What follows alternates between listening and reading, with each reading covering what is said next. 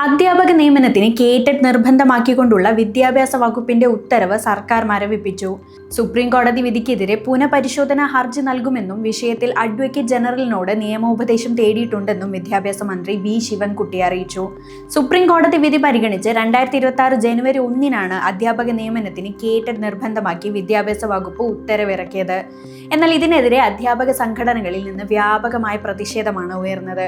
ഈ സാഹചര്യത്തിലാണ് വിവാദ ഉത്തരവ് താൽക്കാലികമായി മരവിപ്പിക്കാൻ വിദ്യാഭ്യാസ വകുപ്പ് തീരുമാനമെടുത്തത്. നിലവിലെ അധ്യാപകർക്കായി പ്രത്യേക പരീക്ഷ നടത്തുമെന്നും മന്ത്രി വ്യക്തമാക്കി. വിഷയത്തിൽ അധ്യാപക സംഘടനകളുമായും വിദഗ്ധരുമായും സർക്കാർ ചർച്ച നടത്തും. കേറ്റഡ് നിർബന്ധമാക്കി ഉത്തരവ് വന്നതോടെ PSC പുറപ്പെടുവിച്ച 74ഓളം വിജ്ഞാപനങ്ങളാണ് അനിശ്ചിതത്തിലായത്. PSC വിജ്ഞാപനത്തിൽ കേറ്റഡ് നിബന്ധന ഇല്ലാതിരുന്നതിനാൽ പരീക്ഷയ്ക്ക് അപേക്ഷിച്ചവരും അപേക്ഷിക്കാൻ ഒരുങ്ങുന്നവരും വലിയ ആശങ്കയിലായിരുന്നു. PSC വിജ്ഞാപനം വന്നതിന് ശേഷമാണ് കേറ്റഡ് നിർബന്ധമാക്കി സർക്കാർ ഉത്തരവിറക്കിയിരുന്നത്.